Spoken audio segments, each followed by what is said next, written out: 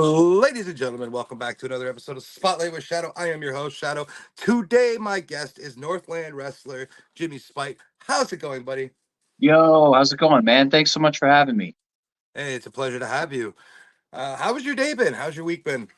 It's been good. It's been a long one. The heat's been pretty killer. I'm up in northern Ontario in Sudbury, and usually, our winters are cold, our summers are hot, and full of construction. So it's been good, man. You? I mean, I've been dealing with that heat too. I'm in Yeah. southern Ontario, so it's not so fun at times. A lot of construction this way too right now, Yeah. but we're living, we're grinding it out. So, tell me, where does your love for professional wrestling come from? Oh man, it's been a long time. I can remember one of my first memories watching wrestling and becoming kind of all enthralled with it was I had a friend. It was it must have been closer to April, May, because it was a WrestleMania we were watching. It was WrestleMania 20. One of our buddies' dads used to record the pay-per-views, and then he'd put them on a DVD, and then we'd watch them and everything like that. And WrestleMania 20 was the one that got me religiously watching it. I started wanting to consume as much wrestling as possible, see, like the Monday Night Raws, the SmackDowns, all of those shows, and then finding ways to get even access to the years back on the internet, like the Attitude Era, the WCW shows, the ECW stuff.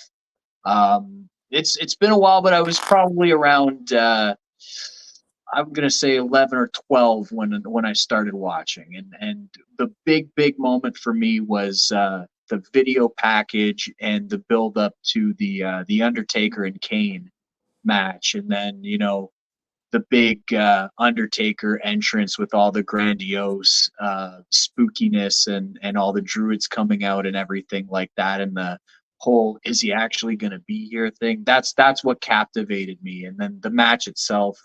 I was a big fan of that. So that was my earliest cemented memory of when I knew this is going to be something that I'm really, really going to enjoy.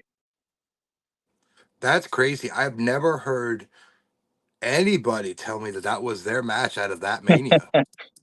Well, going back on it, I don't think it's a bad match by any means or anything, but I know the Undertaker's had a lot of better matches and bigger builds. He's had those back to back ones, both with Shawn Michaels and Triple H, the Brock Legendary ones, those Lesnar two. match. Yeah. The Brock Lesnar match had the big moment everybody talks about and still wonders if it was the right thing to do, with the streak. And even then, the one of my favorite build-ups was the CM Punk build-up too. And even the year Bray Wyatt went against the Undertaker. The Undertaker's always been one of my favorites, and I loved his the programs that he would do. And then the next year too, again, when he went against Randy Orton, when Randy Orton was doing the original run in the Legend Killer gimmick. I had at that point, it was only a year's worth of investment, but it was a year's worth of modern TV at the time, plus going back on all the Undertaker stuff I could find and everything like that. And I was really scared that Randy was going to beat the streak, and I really enjoyed the match and the build, and it was a really, really cool program. But yeah, that was the one for me.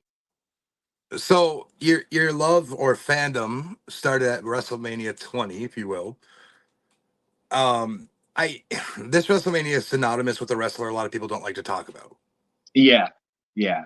I am not afraid to speak the name Chris Benoit. I feel like it's long time has passed. We can have this conversation. We don't need to discuss his actual life. But was Chris Benoit someone you took to coming into around that era, or that's just not somebody you enjoyed wrestling? Like No, not wrestling, but like wrestled. so again, I like you, just for all intents and purposes, I'll be the first person to say that, I understand the people that can't let go of the bad things that happen and the tragedy and atrocity and all that awfulness behind it. But that was somebody I did learn to appreciate in the years that I was a wrestling fan and everything like that. That day, I remember watching the show again, watching the package of him eliminating the Big Show from the Royal Rumble after coming in at number one, to both Shawn and Triple H kind of writing him off, having their own feud and not expecting him to be the big contender in the match, to come back, win it, have that moment with Eddie Guerrero was awesome. I can say that, you know, growing up, I really was a fan. When the news broke about, you know, the unfortunate, you know, the murder suicide stuff, that was It definitely it, shattered the way we've seen him. yeah, it absolutely did, and even to this day, like I still find it hard to. It's one of those things where I don't want to say like I enjoy it or I don't enjoy it. You can acknowledge that there was a lot of proficient wrestling and that, like, you know, you watch a lot of the matches back, whether it's even like the WCW stuff when you see him go against guys like Dean Malenko or William Regal. Some of the matches that he's had with guys like Too Cold Scorpio, and then anything that was even modern at the time, WrestleMania 20, when I started being a fan up until, you know, the end. Um, there was a lot of really good wrestling there, and I think it's really unfortunate that again, um, Yeah, it's an yeah, unfortunate event, right? it Um, is hard to separate the art from the artist in this case. But to answer your question, yes, at the time I was a fan. I remember even getting that For Real shirt for Christmas one year, and that was one of my favorite shirts for a long time. okay, Yeah, all right, that's fair. You know, I don't like to bring that up a lot, and it's a subject that a lot of wrestlers like yourself don't like to touch because of the the juju behind it, right? So I yeah. apologize if that was an uncomfortable question. No, no, not at all. It's just that was a little bit of a thinker, you know, because like it's not typically somebody I will watch these days much when I'm trying to, like, you know, like when we're all doing like tape review, we're trying to learn stuff, you know, like um but it is somebody that's crossed paths with a lot of the greats, and it is somebody who, like, again, like it's it's uh it's a bit of a thinker of a question for sure, because there was a lot of really good wrestling there, but like you say, an unfortunate ball and chain that kind of comes with it, and the history and everything, you know. Switching gears, I've heard through the grapevine that you're a bit of a musician. Yeah, so music's always been a big part of my life. Um, I've been lucky enough to be in bands since I was a teenager. I think the first band I was ever in, I was 16 years old, and I've been lucky enough through the years to not only play different music with all my friends that like we grew up with. I still play music with guys I went to high school with and guys I've known for going on 20 years at this point. Um, it's awesome, and it's cool because we've through the years we've gotten to play a lot of different stuff too. Like when our teenage years, we played a little bit more of the heavy metal, or the, like, if you want to go into it, like some of our favorite bands at the times were guys like Suicide Silence and Whitechapel and the deathcore era of metal, and going to those shows. And then we did more of the like hardcore metalcore stuff. And then nowadays it's pretty fun that we just kind of play a lot of the music that we grew up listening to, in the sense of like a lot of 90s throwback stuff, the grunge, the punk, the alternative rock kind of stuff. So it's been fun, you know, and I'm very lucky to get to do it in a way that keeps some of my closest and longest friends in the picture, and it keeps us together, you know. Yeah, I get that completely. For me, that's the world of hockey and wrestling that Yeah. keeps me and my buddies together. You know, I just went to Money in the Bank weekend, which is crazy, a month ago now. Um, and I got to meet up with some people that I haven't seen in over a year because we have such busy lives, and we all kind of converged there, not knowing who was going, who wasn't. So it's kind of cool to just run into everybody. That's really cool. Honestly, like I'm super envious of it.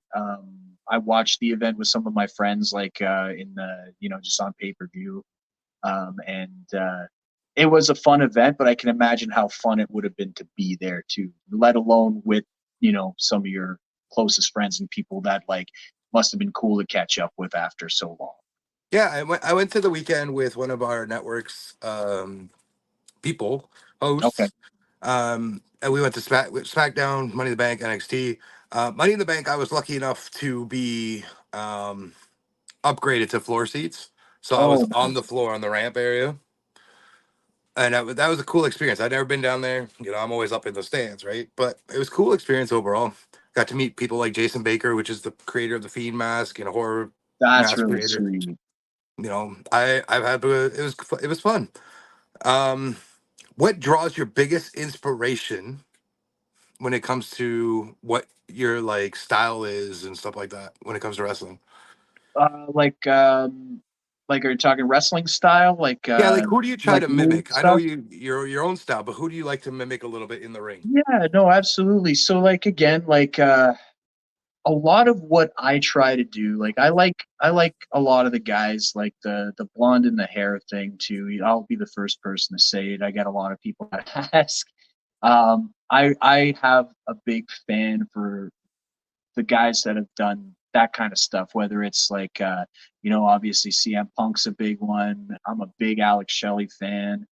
I loved when even for a while Samoa Joe had the blonde for like he had a couple of streaks in there. And if I'm not mistaken, I think he did a little bit more at some point. But Seth Rollins was a big one. Lots of stuff like that. I like a lot of those guys. I've never been a dude who's like a heavyweight myself.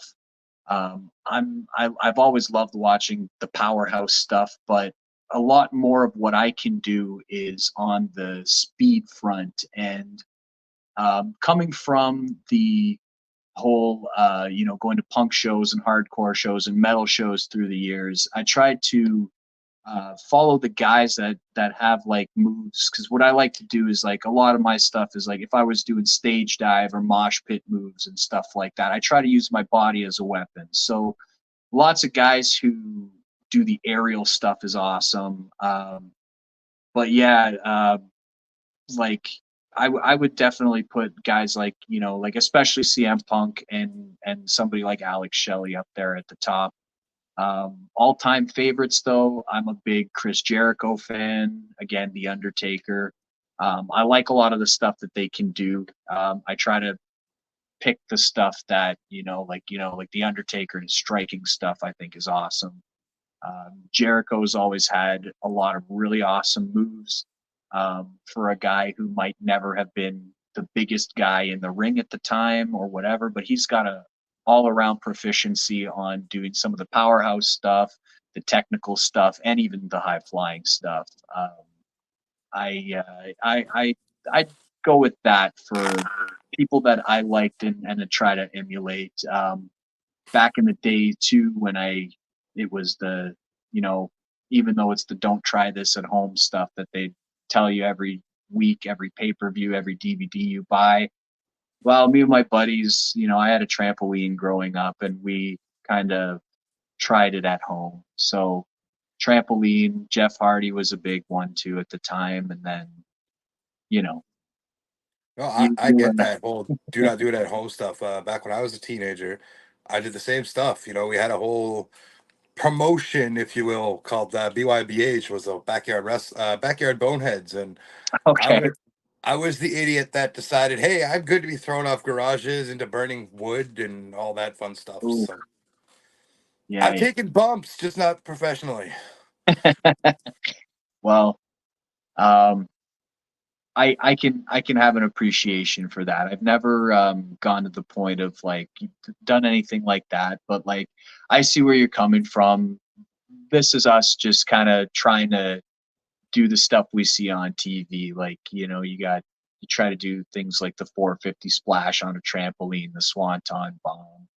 We used to have this. I used to do this thing my parents didn't like, where I would try to do the whole like when Jeff does the like kind of the last minute sort of flip. Yeah. I used to do that on the trampoline and see how far I could go before, like, just to make them sweat a little bit, be a little bit of a bad kid, and see how long So, we could so draw you that were an out. asshole to your parents. Got it. Yeah, in a couple of ways. Yeah, but there weren't too many injuries on that trampoline, so we all lived to walk away from it. I'm glad. I mean, I still feel some of the stuff that happened to me, but I digress. I can believe that for sure. So I was fortunate enough a year ago to see you wrestle Tommy McLeod live in person, front row. And I remember watching you and Tommy, and I remember saying Tommy has the style, if he could slow it down a little bit, to be a Seth Rollins type build. You give me the vibe of El Generico, aka Okay, Sami Zayn. that's cool. I You appreciate that. you like to move, and I watch. I might not completely understand the psychology of professional wrestling, but I've learned a lot over the years that I've watched it. And your style mimicked El Generico to me, Okay, and a that's little bit of cool. Seth with the way you move. So it was a great match between you two. Thank you. I I really enjoyed it. Um, you are definitely someone that the crowd gets behind. Same with Tommy. You both are very excellent at what you do in your craft. Um, with that being said, I don't think, and I mean, you don't have to disclose if you don't want to. I apologize. What is your age group right now? Right now, I'm 32 this year. Okay, so you're younger than I am. Okay, So okay, yeah. so you've been in NRGY. I got to make sure I say that because I always screw it up when I say it super fast. No, that's Uh, that's correct. for how long now? So I started on Labor Day, September 2021. Okay. So it'll be going on the 3-year anniversary of that come September this year. So what decided what excuse me. What made you decide to walk up to Dan and say, "Listen, I'm here. Let's do this."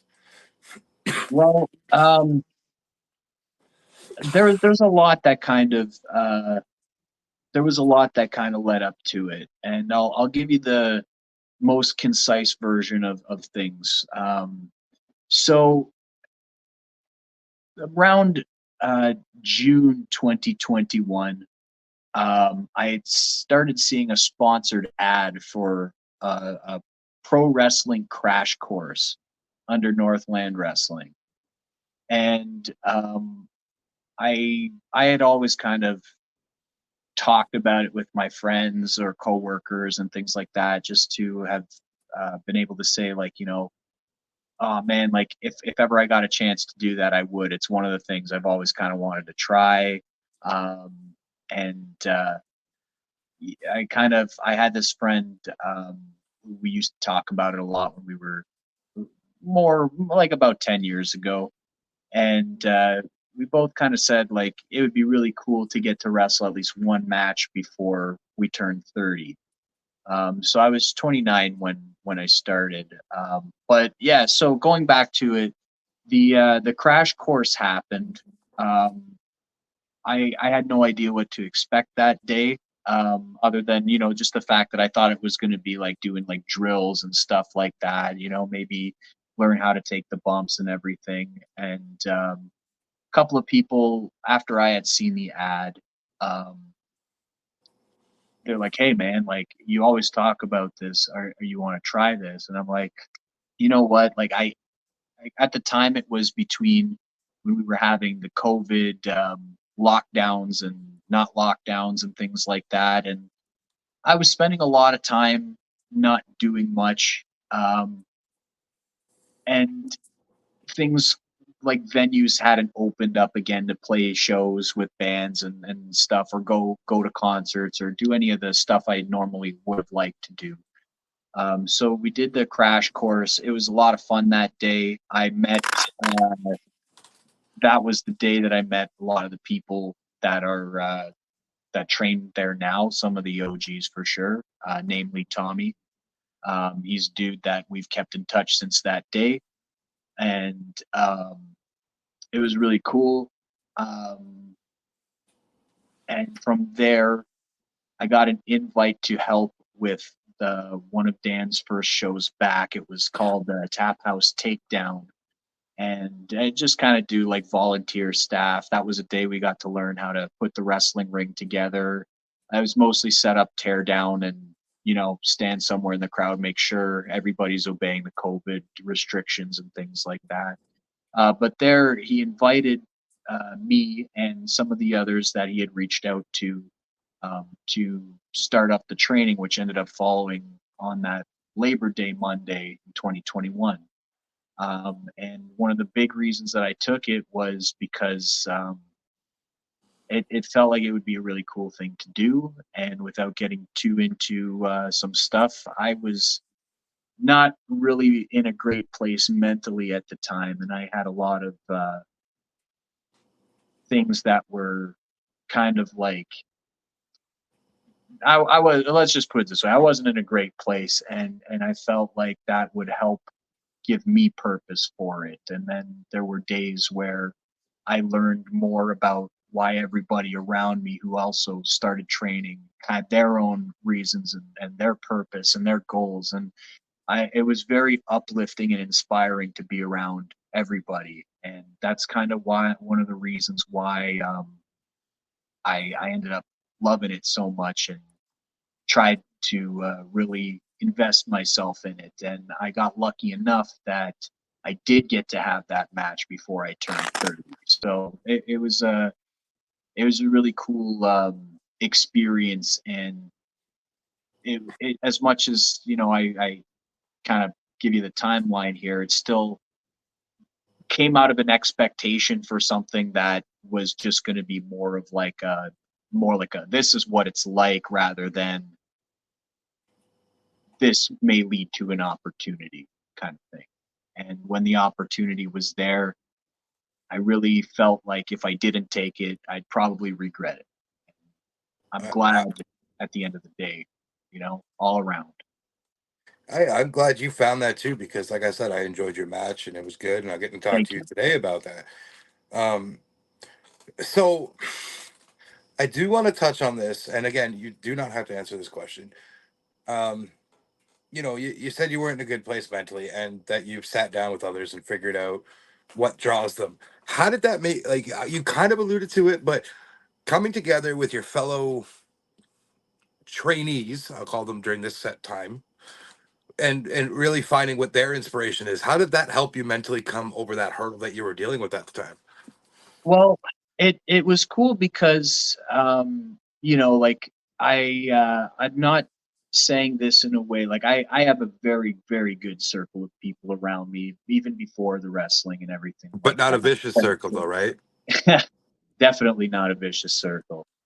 Um, but the uh, the thing that was really cool about it was growing up, I didn't have a lot of friends that were wrestling fans or that weren't as big of a fan of it. And the more the years went by, some people grew out of it, some people changed their interests and things like that. And it really felt what really drew me to it and what really captivated me about it again was hearing everybody else talk about what they love so much about it, some of their favorite wrestlers, their favorite matches, their goals, the reasons why they're doing it. Was that it it touched me in a way that it made me feel like I had a place where maybe I could belong and share a love and a passion about it, and I really held on to that in a lot of ways because life has been a lot different in a lot of ways since getting to join the school and train with my friends and the other hardworking people there. That's fair. I feel that with the friends growing up and being somewhat wrestling fans, and as we've grown older, they haven't been into that wrestling stuff too. I mean, a lot of my people that I grew up with look at me and be like, "What are you doing running a podcast talking about wrestling?" I'm like, "Listen, my passion never died. I've fallen out with wrestling over the years, and what drew me back, and I know just from discussing with you being an Undertaker fan, but what drew me back was Bray. Bray Yeah, really brought me back into the fold of wrestling and showed me that guys like me matter in that world, and it really drew me in. So that me saying that, you say Undertaker is an inspiration. What's your take on Bray Wyatt? I was a big Bray Wyatt fan. I know that there have been some times where some of the booking hasn't been on point. Goldberg. The Goldberg thing, the even like I enjoyed the whole like I guess in WWE it was the what Woke and Matt Hardy thing when they became a tag team. It was entertaining, but The I deleter felt of like worlds. Yeah, they kept it going a little bit longer than I personally like they kept it going longer than my interest was in it. But I remember like, you know, that feud with John Cena that he did when he brought all the kids out and that was there was legitimately the creepy stuff going on.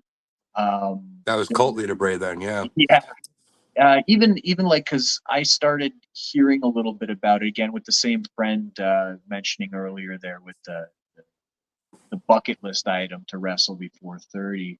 Um, he kind of it's my friend Taylor. He kind of brought my interest back to wrestling in NXT when he was like, "Yeah, there's this guy Bray Wyatt. He's got this Wyatt family thing. It's like the whole like cult leader, Cape Fear kind of deal, and it's really interesting." And then not long after, the main roster call up happened, and I really liked all the promos. I liked the lantern. I liked the whole like the really cryptic promos that were happening. I He really had a way with words and a way to act it out, and I was a big fan.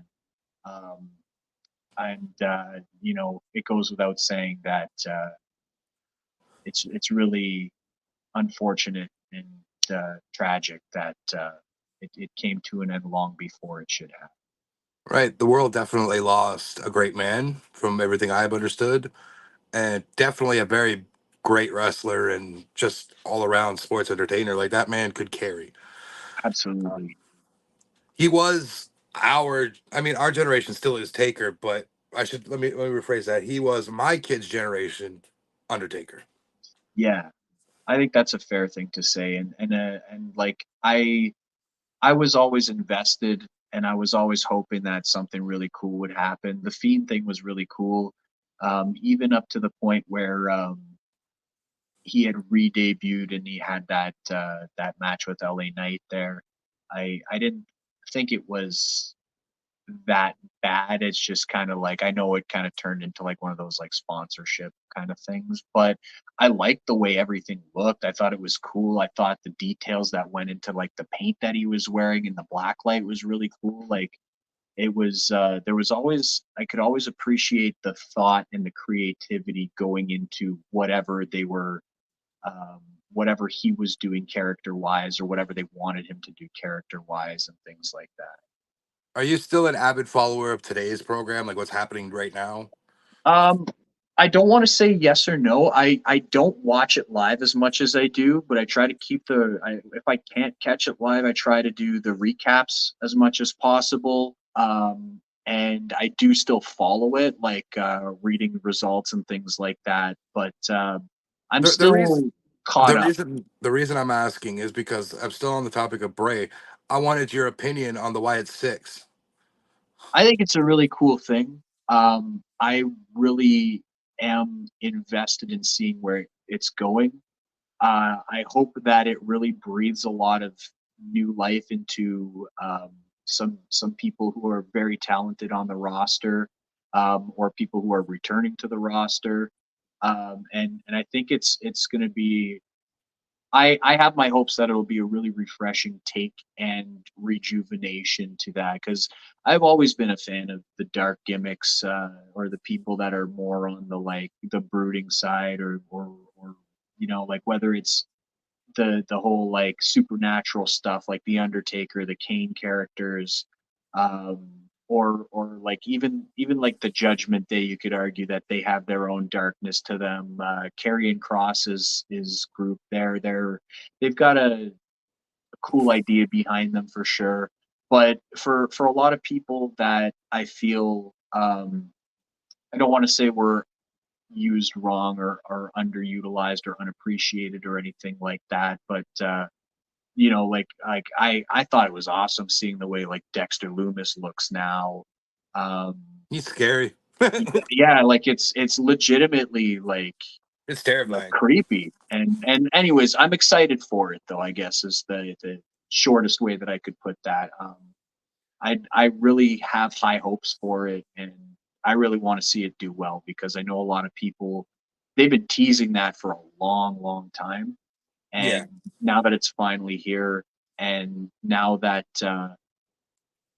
there like obviously there's been changes in the WWE hierarchy, but it's neat to just see how different everything is, and I'm very excited to see how it turns out too. Yeah, me too. And before I go to my next question, I'll finish Yeah, up with this statement on the Bray subject. From my understanding, this whole entire why it's sick right now is still how Bray had it laid out. This is nothing that Taylor's doing, excuse me, Bo is doing on his own yet. This is still Bray's work, and gotcha. Bo is just acting it out. Yeah, Um, I mean, I like to often refer to Bray Wyatt as the Shakespeare of what they're doing because that's what it is now. It's Shakespeare. gotcha.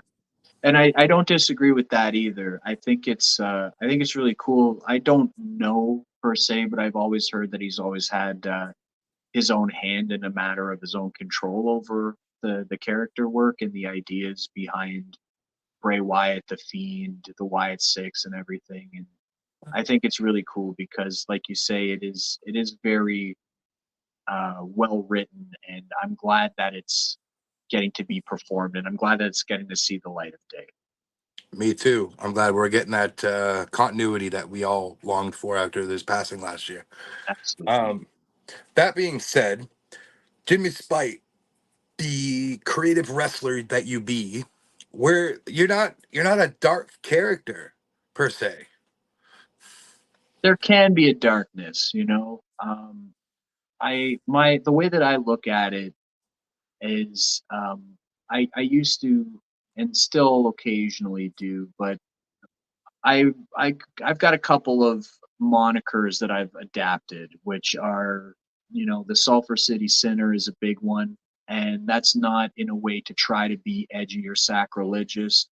It's more just to say that I'm obviously the Sulphur City is where I'm from, Sudbury, Ontario. Uh, That's your vest back there, right? yeah, yeah, that's a little bit. I'll see if you're curious. I can grab it after or whatever. But the whole sinner thing is one. It it's not a badge of honor per se, but it's an acknowledgement that even though um, for the most part that I try to do the right thing, I am not a perfect person, and um, when again, pardon the pun here or the play on words, but when the spite builds up, when the anger builds up, I'm not afraid to cross the line, and that kind of ties into where I've also said that I am the bad thing that happens to bad people, and you may be able to, you can kind of take it as a sense of upholding justice and doing the right thing, but maybe not going the clear way of justice about it or the pure heroic way about it, like if there's somebody who is again crossing the line and kind of um,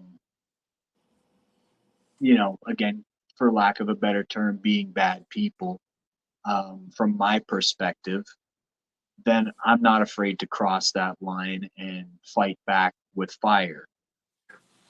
Okay, so I don't mean to cut you off if you had more to say No, there. no, Would that's you cool, man. two parts to this? Sure. One, it's Sulphur City Saint, right? Sulphur City Sinner. Now, sinner, excuse Yeah. me. No, no, The we're next good. part, what I was going to say is Saint part. Is there any like a play on words to you said you would idolize CM Punk kind of coming up too with the Second City Saint thing, or is that just unintentional completely? I I don't want to say it's unintentional. It's definitely not something where I tried to infringe on like 1,000%. It wasn't a conscious And thing. It but was just kind of like it came out yeah, that. I liked the way of um, I do like the way that it sounds, but a lot of what it is like again, it's more from my perspective. I've always wanted to acknowledge the fact that I'm from the town that I am. I'm very proud of being from Sudbury and everything like that. I've only But been there a handful of times. I remember it's a beautiful little place. So, it can be for sure. eh, It's got a eh, lot of really neat things going on here. The art and the music scene's always been something I've been really into, or at least um, I've always thought was a very cool part of this town. Let alone other things too. But the center part, one, it's kind of catchy, in my opinion. I like the way that it rolls off the tongue, but it is just an acknowledgement of I'm not necessarily trying to be the hero all the time, just trying to do the right thing, even if it involves using the wrong way of doing it. that's fair. That leads me into this part two of what I had to Sure. ask. You said that you can be that dark character type place. Are you drawing influence from Killer Cross with this stuff? Maybe I'll be honest, as much as I am a fan, I've not been somebody who's been super researched on the Killer Cross, Karrion Cross's history as a wrestler. I've been only really exposed to him since he's been NXT, WWE sort of thing. And that's I and fair. I and I will say that like I do like the gimmick a lot. I do um I think that he's got a really cool thing going on from the way he looks to the way he wrestles and how he can be very vicious. I don't want to say yes or no necessarily because I don't feel like I know enough to say yes or no. But I definitely do like that dynamic. I like the character duality. I think it plays both on, again, you could really use it on the heroic side of things, but you could also really use it as an aggressive trait too. And there comes a time for both. And I like the idea of being able to be both of them. I mean, I judging off the explanation that you gave, I kind of drew that the Killer Cross era, right? For Um, sure. Again, that's just for me. I do a lot of research into this, obviously, because I need to. Um, but I've learned that Karrion Cross, good, but it's WWE. Killer Cross is kind of what you're explaining to me. Um, all right, so now I want to talk about Conquest because something big Sure. happened. Um, we're turning back, and I don't know, but I kind of want your thoughts on this. Did you expect Josh to come back around? Well, I've known Josh for a long time. And as much as I don't think that I can speak for him when I say that I I I can't necessarily say that like I know the reasons why he joined the vicious circle or anything like that. But I could see that in some ways, and he even said it himself that he was somebody who wanted to do things his own way and not necessarily the way that we're like I'm not saying that he's going off and saying he knows better than our teacher and our coach and everything like that, but I know I can respect the fact that he wanted to carve his own path rather than follow in footsteps. But when he ended up, in my opinion, doing the right thing, I think what happened was he realized that um, the steps that the guys in the vicious circle were taking were going too far for him, and that that's not necessarily who he wanted to be, or he didn't want to cross the line that they were starting to cross in terms of just not just being, the dastardly and evil bring down Northland faction that they were trying to be. Um, I think he did the same thing that he did when he originally joined them by walking away to continue to carve his own path, do it by his own means, and he probably felt like he didn't need to cross the same lines that they were. I guess to answer your question, I I can't say for sure that I seen it coming, but it doesn't surprise me that he continues to follow what's in his own head and his own heart rather than to follow the people who are, if you want to call it barking orders, or who are trying to lead things in a certain direction. So I have to ask. Um, I understand. I've seen the clips from the end of that match and a lot of stuff that happened after. Um, does Roman play that big maybe factor in Josh's head that, oh shit, they're gonna fuck something up if I don't do something? I really think that that was the turning point. And that was when the big realization happened that maybe things were going too far, and maybe that was the line that he didn't want to cross, or that was the straw that broke the camel's back, sort of deal. It was unfortunate, what ended up happening with Roman, how he was essentially attacked, but um, in the end, I really do think that the right call was made. Um, I think Josh did the right thing, and um, and it's really nice to see him uh, use the experience and the prowess that he's developed over the last couple of years to make that decision for himself.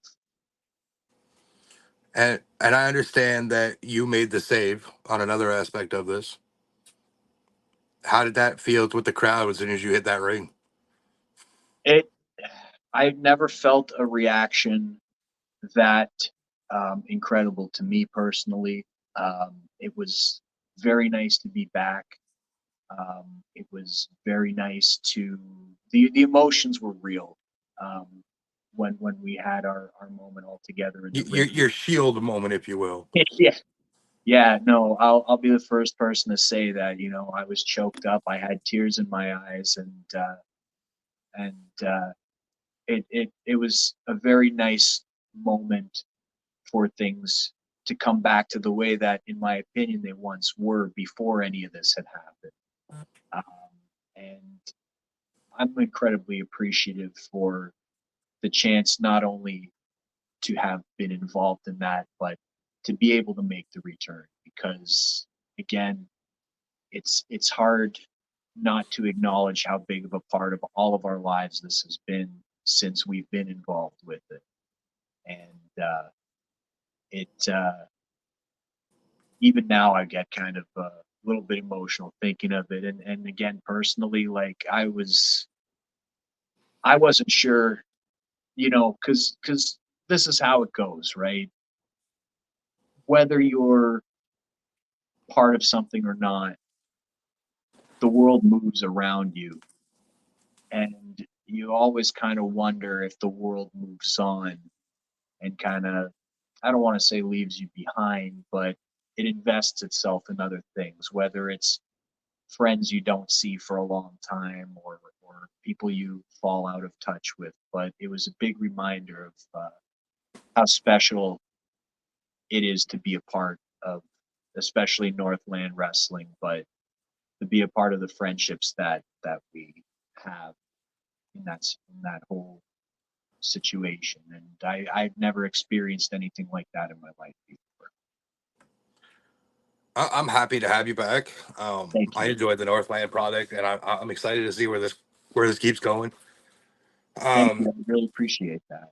I've been invested in Northland now for 2 years. I met the first two people I met in Northland was Rusty and Josh, Okay. and I remember meeting Josh, and he stuck out to me mainly because he reminds me of the one dude from Always Sunny in Philadelphia.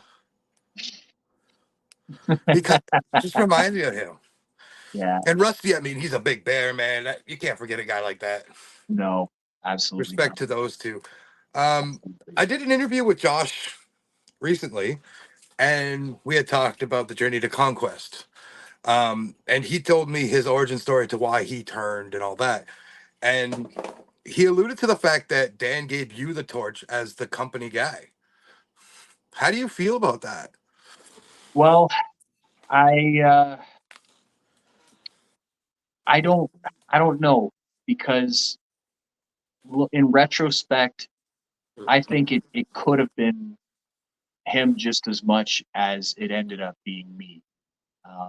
And you know, I think when we were training together in the very, very beginning, um, we were very close. We were good friends. We talked at one point about even wanting to do some kind of like tag team thing.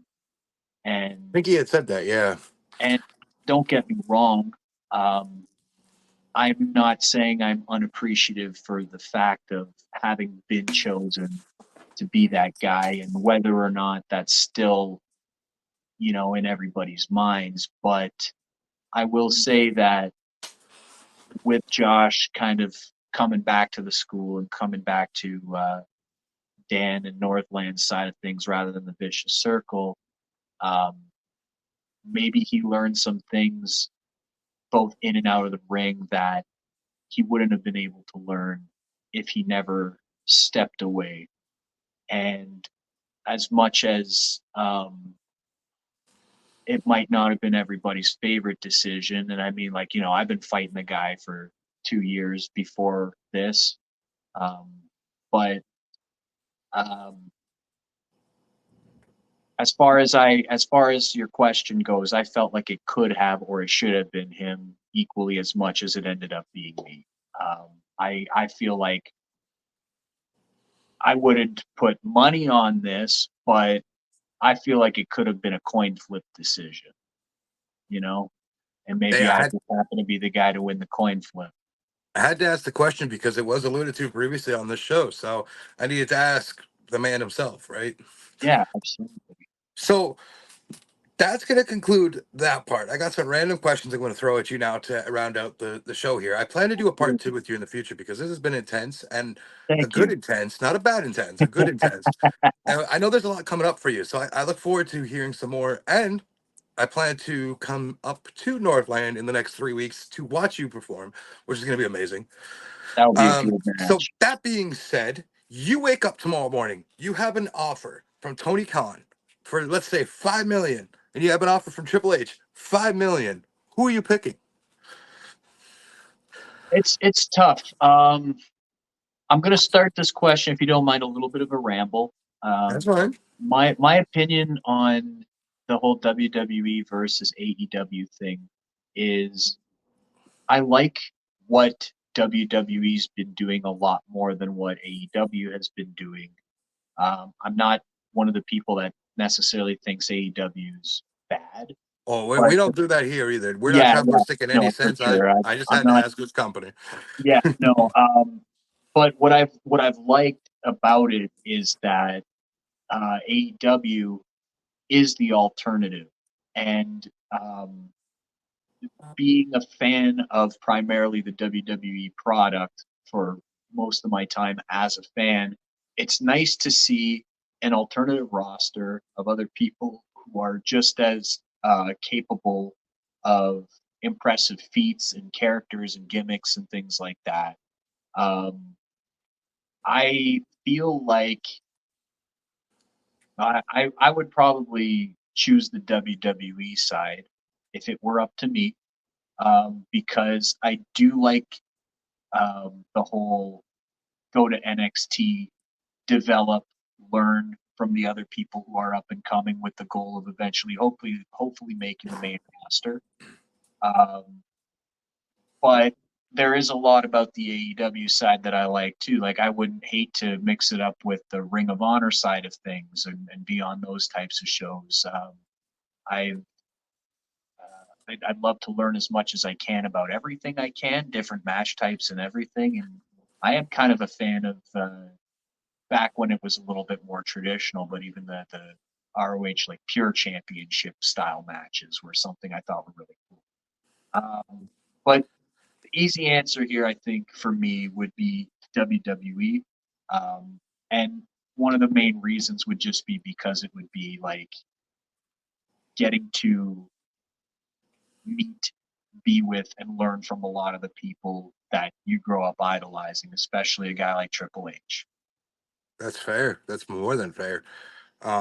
Just to be clear, he's not knocking AEW here, guys. So, No, no, no, not at um, all. Like I love a lot of the people that are on the AEW roster, and I think that it's there's still work to be really done cool. there for sure. It's a nice alternative to see people who are not in the main spotlight argumentatively. Like, and I say that being that WWE is the company that Endeavor chose to kind of merge with rather than AEW. So I'm kind of I mean, being at the end of the that. day, WWE is the mecca. There's no denying that. Yeah, Unfortunately, at the end of the day, no matter if you're a tribalist or not, WWE is mecca. yeah, Um, okay, I'm gonna hit you with a little hard question here, sure. and it's gonna be hard because I feel like you probably have a few for each.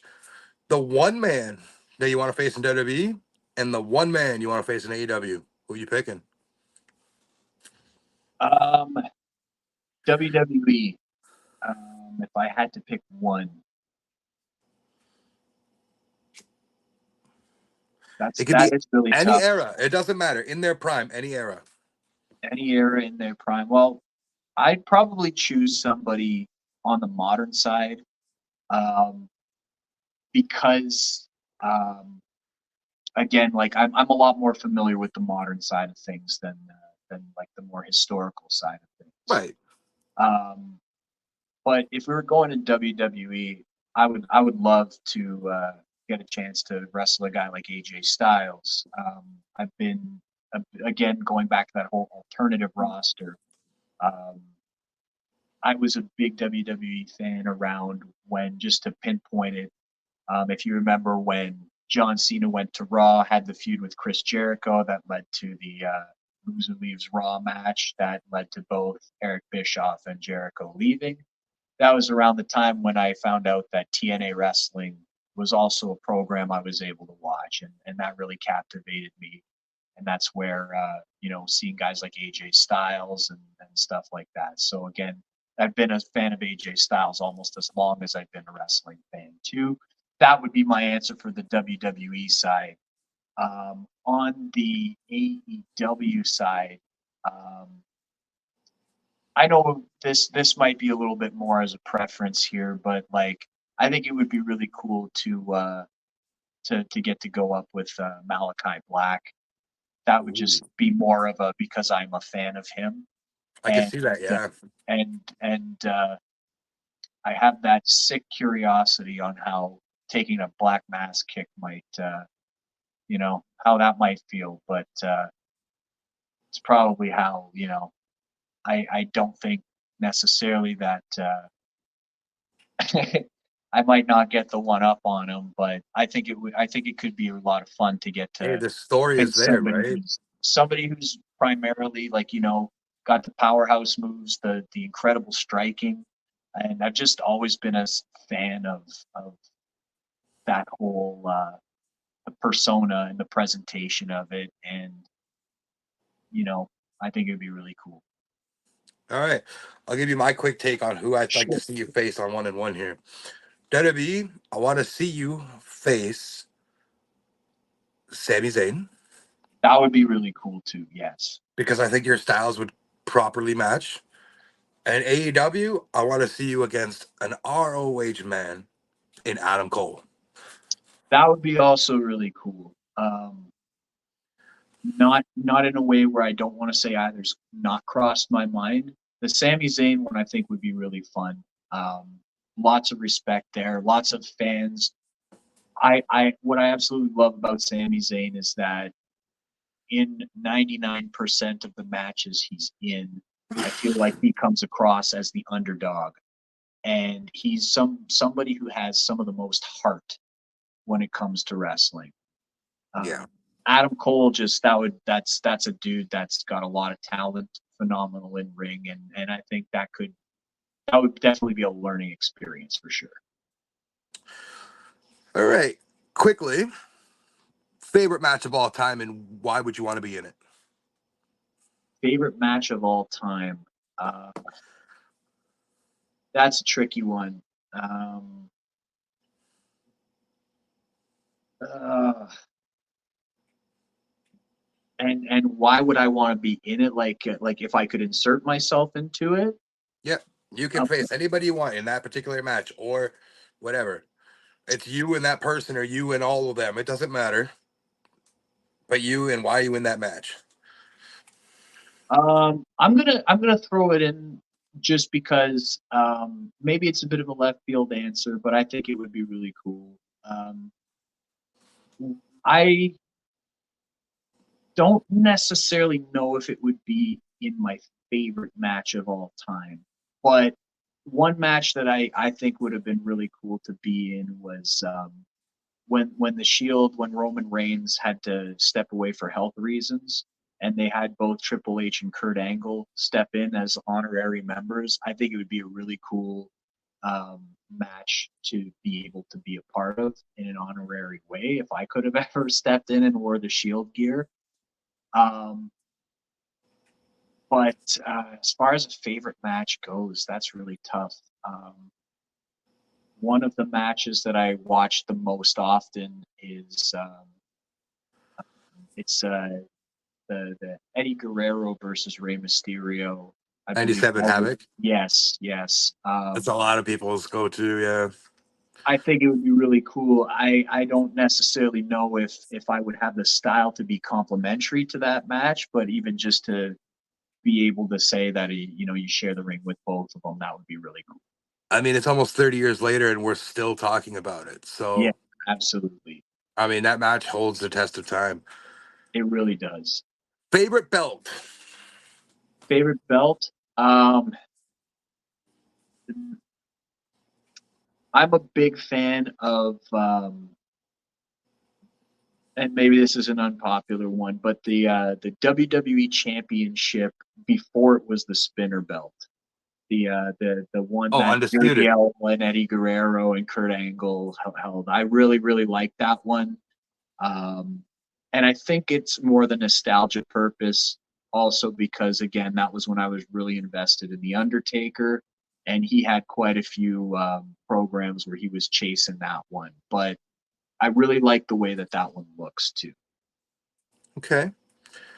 Is hot dog a sandwich? Um, yeah, sure. I don't disagree with that. Hot Okay. dog.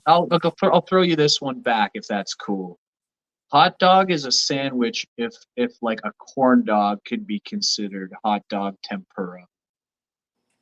Listen, I consider a hot dog a taco. So, Fair enough. Yeah, that's cool.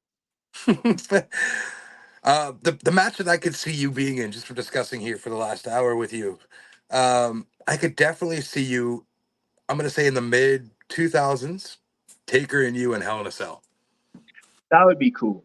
That would be that's first of all that's a very flattering answer. So thank you for that. And that would be a cool thing to have gotten to do or get to do in a fantasy booking kind of world. That's Uh, the fun of it, baby. yeah, All no, right. yeah, All that, right, Mr. Jimmy. yeah. This has been Spotlight. Please plug everything you have coming up, merch, anything you need to plug. Plug it now, sir. Cool. Well, first and foremost, I'd like to give the shout out to everybody at the NRGY school and Dan included. Much love to you guys at Off the Top Media. Um, much love to the guys in the band Rockpile who let me use their song Out of Spite as entrance music, um, as well as, the guys in the band I play in, if I can plug that, we're 3D Specs. For the rest of the year, I've got bookings through Northland Wrestling, Off the Ropes Wrestling, um, who are both awesome people, and also with Canadian Wrestling Elite CWE for the hometown show coming here in September. That'll be a lot of fun. I'm very excited for the rest of the year. It'll be really, it's nice to get back into it, and it's nice to be provided these opportunities. I've been really happy with some of the matches I've been able to have the opportunity to be a part of, or that are coming up that will be a lot of fun to be a part of. Um, and yeah, much love to anybody who watches this, and thank you for your time, your interest, and all the questions tonight. I hope I've been an entertaining guest to have. It's been a really fun interview to do. Hey, you have been a phenomenal guest, pun intended there, being an AJ fan. I plan to have you on again in the coming Thank season you. or in the following seasons. I want to interview you again and talk about all the crazy journeys you've been on. Cool. I really appreciate it. And again, like I've been lucky to have a lot of friends in the wrestling industry too. You interview some of them, and that always makes me excited to see. Um, and through the people I don't know that you interview too, it's almost like a way of getting to know who some people are in case paths cross eventually, or just to become a fan of somebody else too. So thank you for doing what you do. Again, thank you to the Northland and Energy Y crew, the Off the Ropes studio crew, and all the people involved there, and the CWE crew as well. Everybody involved in this, thank you for the love and the kindness, and I'll always do what I can to return that for you. Hey, it's been a pleasure. This concludes this episode with Jimmy Spite of Spotlight with Shadow. Coming up next week, we have the Will Gray. We sit down and talk one-on-one. He is a chef by trade, mark by choice. Make sure you check that out. Also, if you can and you're up in the Northern Ontario and you can make your way to North Bay, Ontario, go check out Northland Wrestling. Support all of them and show them some love. Let them know Shadow sent you. That has been Spotlight with Shadow. Thank you for tuning in, and we'll see you later.